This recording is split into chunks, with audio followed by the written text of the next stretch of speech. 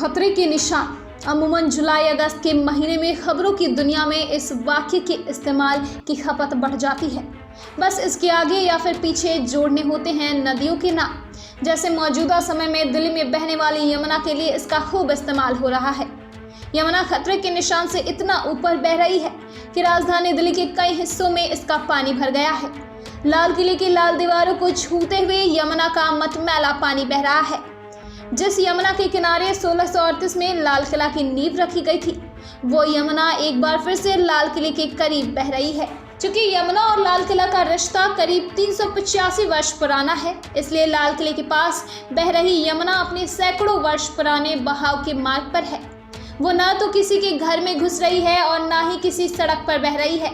वो अपने पुराने मार्ग पर लौटी है। तो बढ़ते जल स्तर के बीच यमुना और लाल किला के रिश्ते की एक छोटी सी कहानी सुनाते हैं। लेखिका राना सफवी अपनी किताब Shahjahanabad the living city of old Delhi में लिखते हैं कि साल 1648 में मुगल बादशाह शाहजहां ने जब अपनी राजधानी आगरा से दिल्ली स्थानांतरित की तो वो सबसे पहले नवनिर्मित लाल किले में पहुंचे। इस भव्य किले में उन्होंने जल मार्ग से प्रवेश किया था।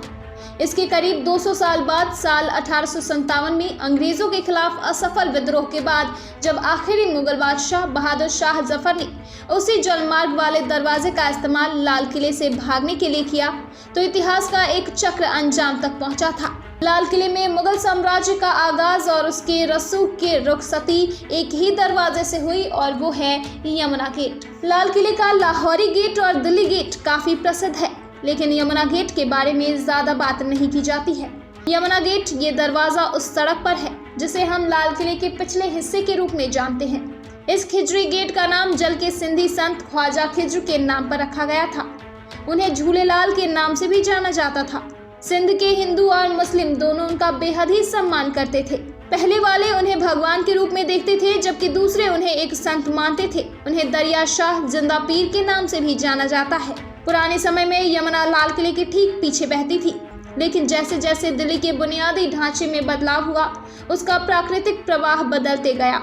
साल 1857 के बाद से नदी ने अपना मार्ग बदल लिया है और पूर्व की ओर बहुत अधिक घूम गई। यमुना नदी कई वजहों से मुगलों के लिए महत्वपूर्ण थी। वो यमुना नदी में सैर करते, मेलों और रामलीला के कार्यक्रमों की मेजबानी के लिए भी यमुना अहम थी। हाथियों की कुश्ती देखना हो या फिर प्रजा को झरोखा दर्शन देना हो, यह सब लाल किले के यमुना के सामने वाले हिस्से की ओर होता था। खिजरी गेट एक विशेष द्वार था जो केवल मुगल शाही परिवार के वरिष्ठ सदस्यों के लिए था।